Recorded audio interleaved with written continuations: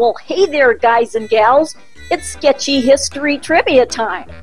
Can you name the birthplace of America? Is it here? Nope. How about here? Sorry. In fact, the real, true, actual birthplace of America is here.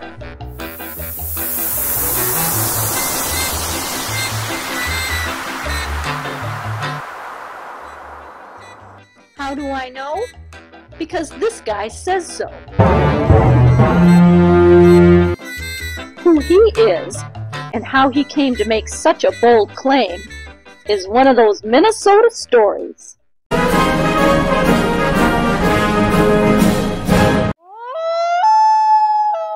The tale of Minnesota's first rock star begins on this windswept hilltop in west central Minnesota in 1898, on a day that was probably not this cold.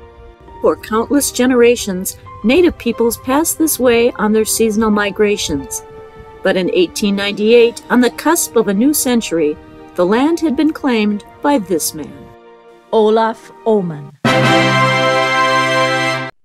And oh man, do I have a story to tell about him.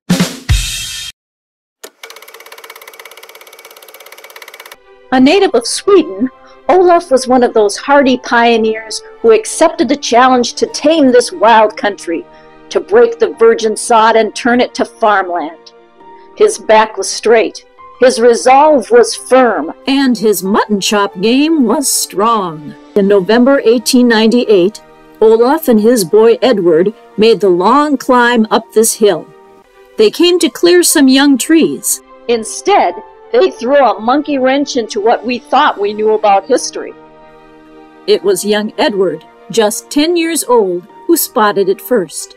A peculiar flat stone caught tightly in the embrace of the roots of a young aspen tree they'd just hauled from the earth. When the pair turned the stone over, they saw it was covered with weird, unintelligible carvings. They had discovered the Kensington Runestone.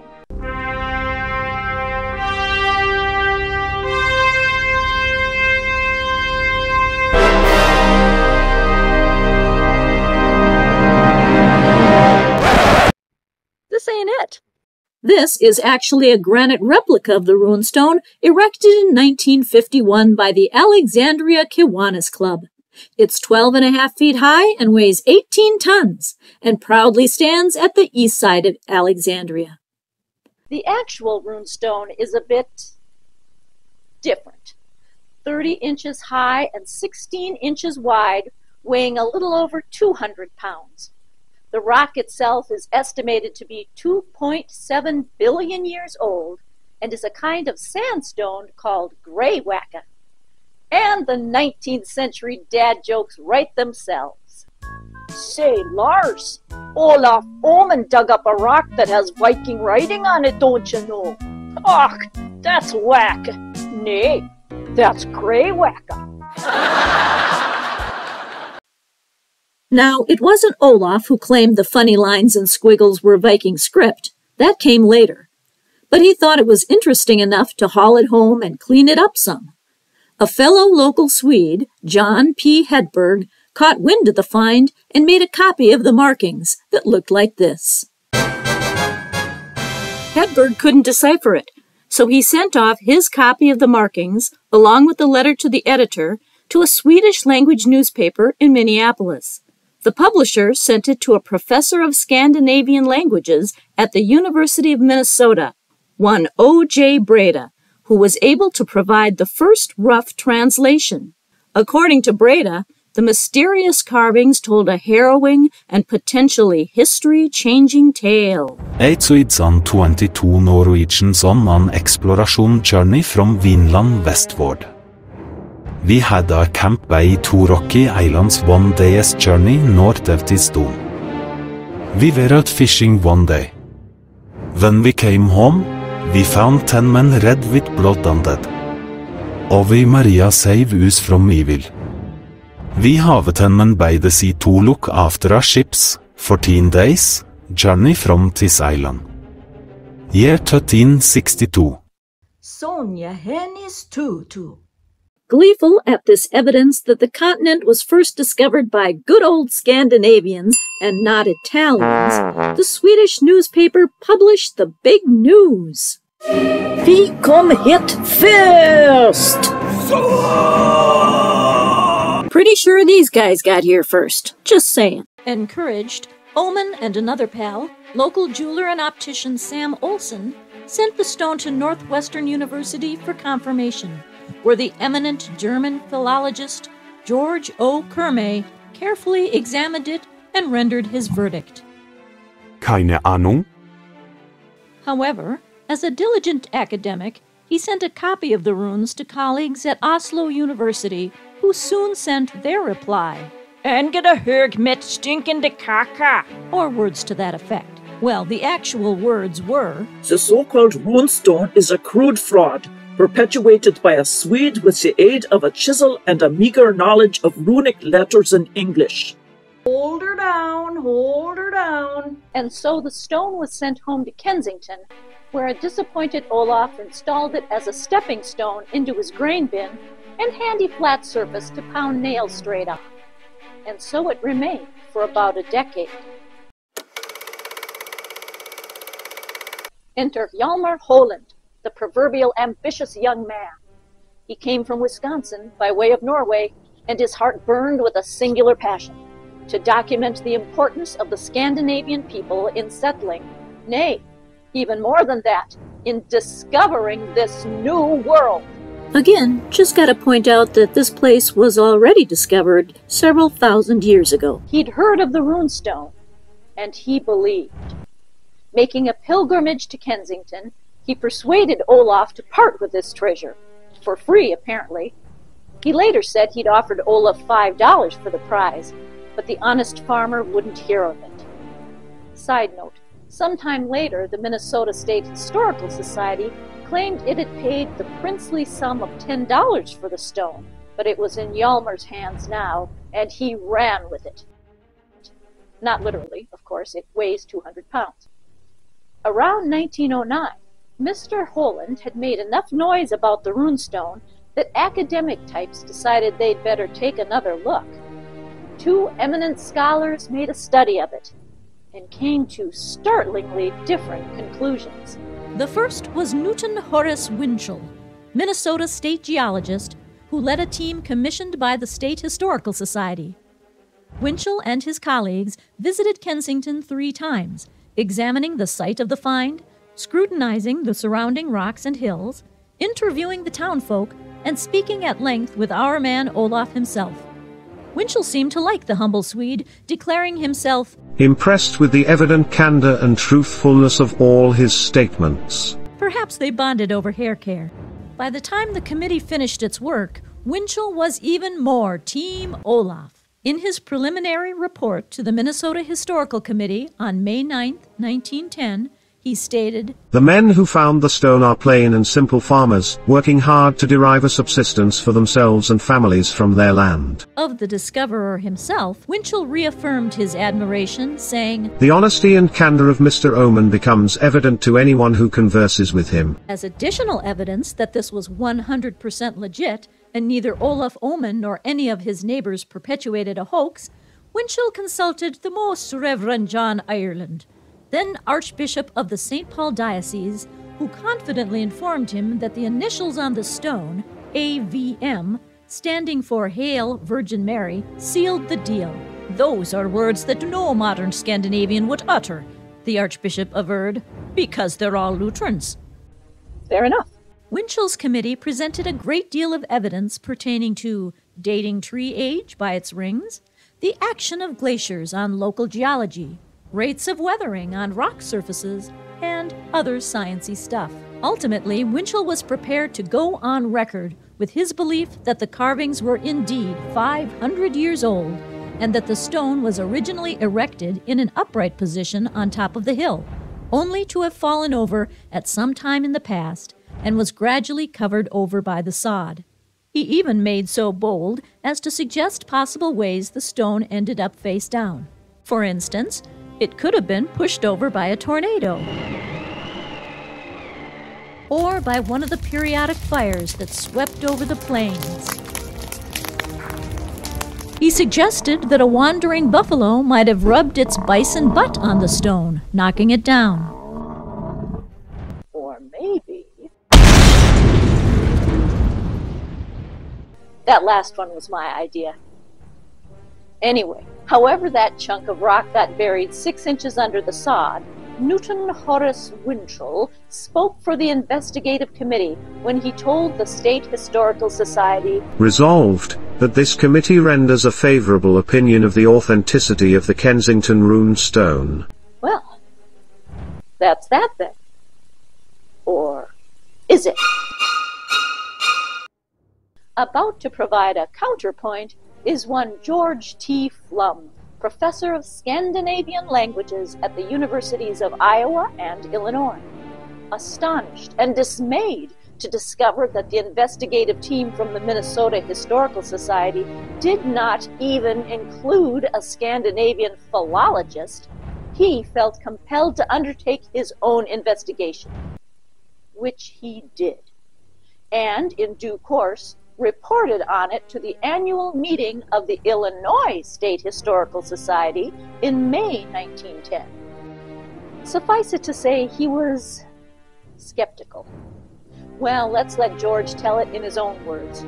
After declaring that the runic figures bear no resemblance to actual medieval Scandinavian script, he cast some doubt on the proposition that the stone had lain unmolested in the ground at the top of that hill for 500 years. Through the decaying and wearing away of the stone, portions of the inscriptions of many an old runestone have been effaced and the text of the left fragmentary. But our Kensington runmaster was more fortunate. The stone went on decaying, pieces falling off, but by some miraculous influence, the disintegrating process failed to affect the runic characters. They were left unmarred so that nothing in the account left by these intrepid explorers might be spoiled. Is that sarcasm I detect, Dr. Flum? Well, surely not. But wait, he has more to say on the subject. Then there is further the preposterous assumption that 20 men returning to camp, finding that 10 of their number had been butchered by the Indians in their absence, should go a day's journey still further inland into the wild country, and then coolly sit down and remain there while one of their number carved on a stone the complete record of their tragic experience, a task which would have taken several days perhaps. Point taken. Moving on. No? There's still more? If one is weak on the side of facts, but has a strong imagination, as some who have discussed this question seem to have, one can build up a form of belief on the basis of things imagined. Geez, not very collegial, Dr. Flum. He had a few things to say about Olaf Ullman, too. Concerning Mr. Ullman, there seems to be a variety of opinions. His word is generally regarded as good by most of his neighbors and acquaintances. Hooray! There is, however, another opinion held by many, whom are some of his oldest acquaintances in Douglas County. According to report, he was a stone mason, who in his leisure moments would write rune figures on the window casings, granary wall, etc. Well, who among us hasn't done a little bit of ruining? Whatever doubts Flum may have had about Olaf, he had even more decided opinions about the next player in our drama. This man. The former Reverend Sven Fogelblad.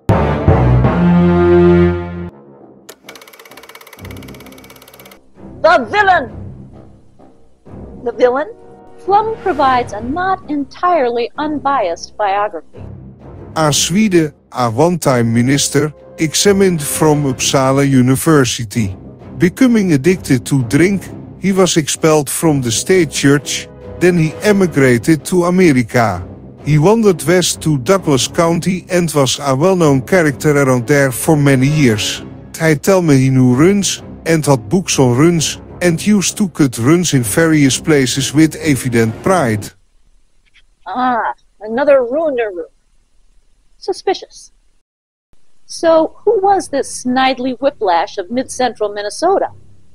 Early accounts paint Sven Fogel as either a shiftless ne'er-do-well and teller of tall tales, or a brilliant yet disillusioned scholar and social radical with anti-intellectual populist leanings. Sometimes called an itinerant schoolmaster and an educated vagabond, Sven Fogelblad was described by Ylmer Poland, remember, the guy who was gifted the runestone from Olaf in 1907, as A short, thick-set man of above 70 years, always cheerful and neat. Ah, Grandpa Sven. Poland continues. He had no permanent home, but used to sojourn for a few weeks at different farmhouses. He was extremely lazy, and was never known to have assisted in the harvest or carried in a pail of water or an armful of wood. Grandpa! Well, whoever this guy was, he doesn't seem like the sort of fellow a hard-working, upstanding chap like our Olaf would care to associate with. Except he did. In his hard takedown of the stone, Flum tells of hearing from another character witness, one Gunder Johnson. Gunder was living 17 miles to the north of Kensington in the bustling village of Brandon, also known as the Gateway to Inspiration Peak, Minnesota's second highest elevation. Gunder claimed Olaf Ullman built a house for him about 20 years before, and while working on it, he carved some funny shapes into a piece of wood to show Gunder how folks in the old country used to write. Well, Olaf, you're just a runin' fool, ain't ya? But wait, there's more. Flum completes his indictment by reporting that Kensingtonian Andrew Anderson, whom Flum describes as Olaf's brother-in-law, but there's some doubt about that, and in whose home in nearby Hoffman old Sven Fogelblad died in 1897, told Flum that he, Fogelblad, and Olaf spent many happy hours together chatting about runes and giggling over old books of runes. Since Mr. Anderson's testimony would seem to cast suspicions on Olaf's honesty, family holidays must have been a little awkward thereafter. Okay, but how do we know these guys are telling the truth? As for Gunder, Newton Horace Winchell more or less said of him, "You, sir, are a bounder and a cad." Olaf himself said he didn't remember runin' with Gunder, but he wouldn't deny it could have happened. And old Gunder later admitted he might have been thinking of somebody else, rune cutting having been apparently all the rage in those parts. But Ma, everyone's doing it. Rune around. I rune around, yeah, rune around. Ooh. I digress. It seems to have been Flum's theory that Olaf and Fogelblad, proud Scandinavians and slightly odd nonconformists, concocted the runestone hoax. But remember that when the runestone was found, it was entwined in the roots of a tree that was estimated at the time of the stone's discovery to be less than 20 years old, and claimed by Holland much later to have been about 70 years old. Whichever, it means that the runestone was buried at least as early as the 1870s and perhaps as far back as the 1820s, far before there were any Scandinavian settlers in the area.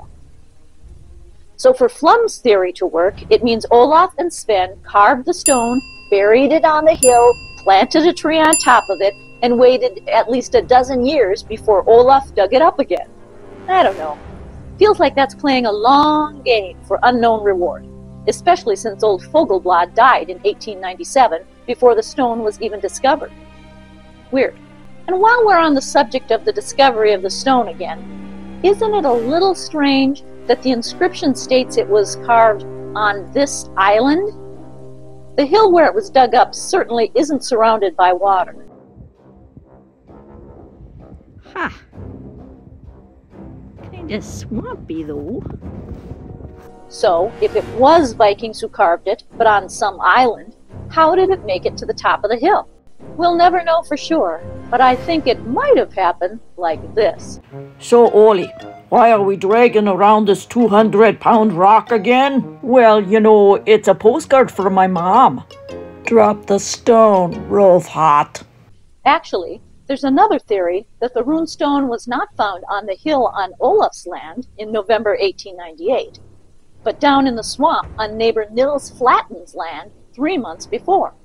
This theory says the stone was blank when Nils found it, ignored by him, later found by Olaf, who ruined it up and toted it up the hill. Maybe. Okay, but what about this Andrew Anderson, kin by marriage, maybe, to Olaf? Well, in 1920, a fella named Rasmus B. Anderson wrote a paper for the Wisconsin Magazine of History. In it, he first cast aspersions on Ylmer Poland, then told a curious story about having run into a man named Andrew Anderson, no relation, in a small North Dakota town on May 17, 1910, where both men had come to celebrate Norway's Independence Day. As you do. Recalling their meeting, Rasmussen said, "He was attired in the clothes of a working man, more or less covered with dry mud, but his speech revealed a man of more than ordinary culture.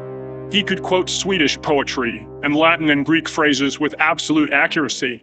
He was well up in literature, history, and philosophy. He was a man of wonderful intelligence and of thorough education, and still did not feel above doing common work." After introducing himself as Andrew Anderson, Rasmussen's new chum provided a brief autobiography. He said that in his younger days, he had been a student at the celebrated University of Uppsala, and that in 1882 he had quit the university, packed his books, and emigrated to America, settling in Hoffman, Minnesota, where he now owned a valuable farm. Andrew told Rasmus about Sven Fogel, whom Rasmus told the readers visited the various Swedish settlements as a typical literary tramp. Is that a thing? Rasmus got out of the man that he knew Olaf Ullman of Kensington, and that indeed he was the man's brother-in-law, allegedly.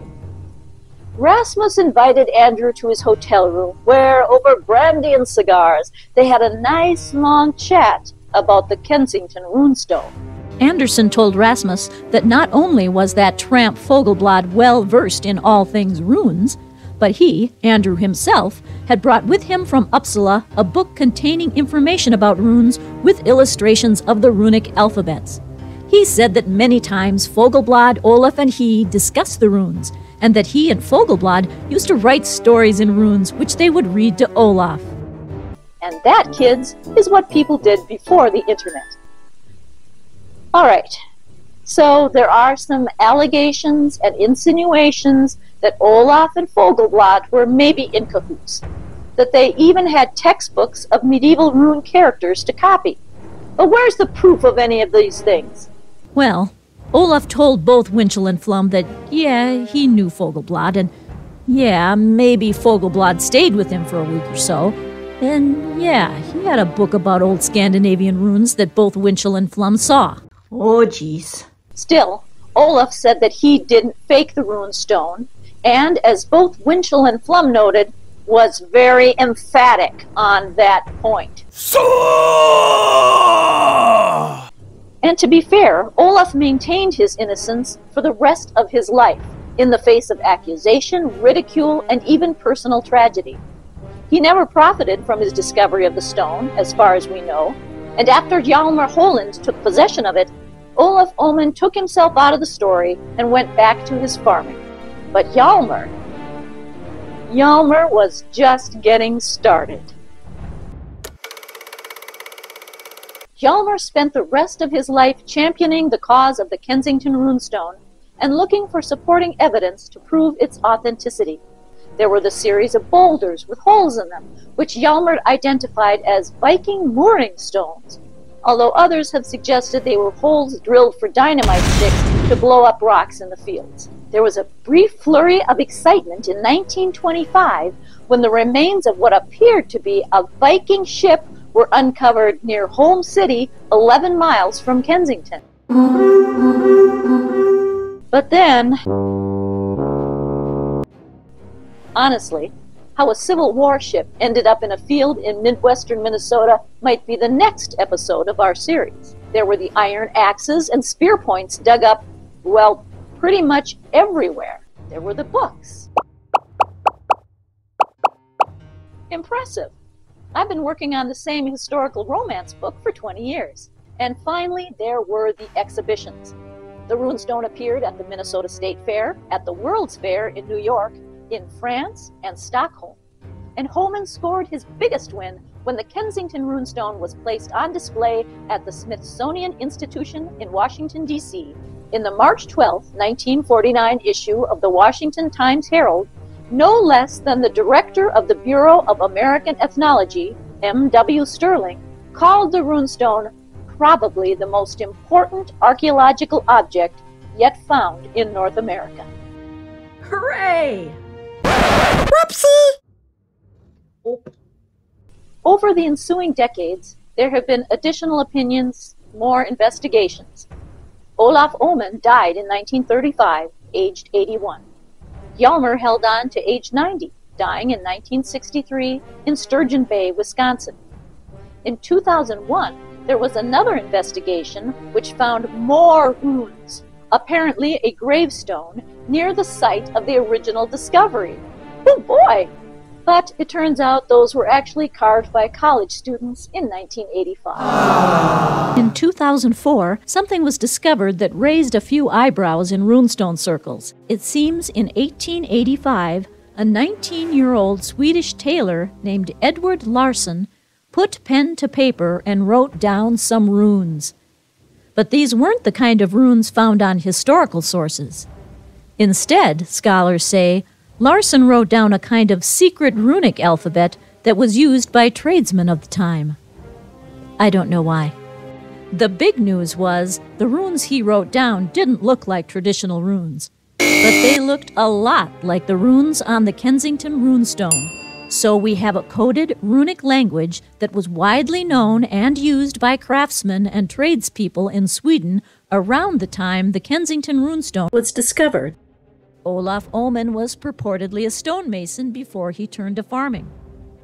Runestone skeptics argue that the Larsson papers are strong evidence against the authenticity of the stone. Case closed? Maybe. But then came Scott Wolter. In the early 2000s, he was a forensic geologist working in a lab in St. Paul when the runestone crossed his path. He studied it and came to an unexpected conclusion. The runestone inscription really is 500 years old. Or at least, that's what the rock told him. As he explained to the Minneapolis Star-Tribune in September 2023, "In my business, I trust rocks. I don't trust some people. Rocks don't have an agenda." Good deal. Since making the Kensington Runestone's acquaintance, Wolter has written many books and gone on to develop his own theory. And it's a doozy. Turns out, the guys who carved the Kensington Runestone weren't Viking explorers, he says. They were Knights Templar. And you thought they only made it as far as Oak Island. Surprise! Wolter wrote a book about Oak Island, too. The inscription was mistranslated, he says. It doesn't say Norwegians carved the stone. It says Normans. And we know what that means. They were French.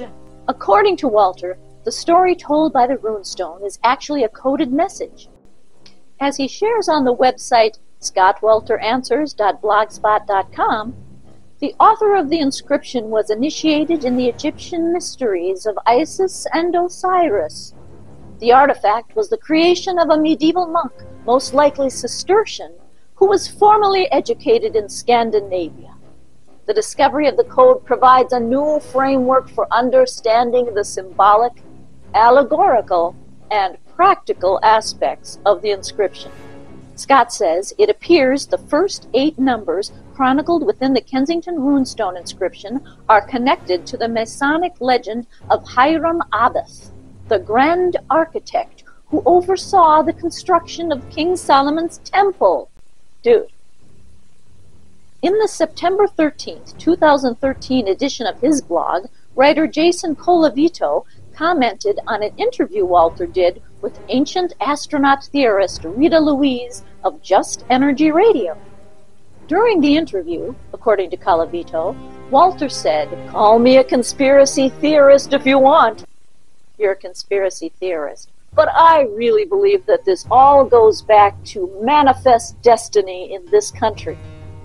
He added that he thinks Thomas Jefferson and Lewis and Clark had knowledge of things like the Kensington Runestone, and that early 19th century explorer of the American West, Zebulon Pike, was also in on the conspiracy to find and destroy land claim stones to secure America, whatever that means. Look, I'm not the host of a History Channel docuseries, so what do I know? However, I am tempted to make my own pitch to the network with a fresh, new perspective on the mystery. There's a whole mini-series thing featuring Walter and actor Peter Stormare? The wood chipper guy from the movie Fargo, who certainly does a better Minnesota accent than I do, even though I was born and raised here. I'll link to where you can watch it and a bunch of other videos about the Kensington Runestone that you can check out and make up your own mind. In between its periodic world travels, the Runestone has found its home in Alexandria, Minnesota. Alexandria is all in on the birthplace of America thing.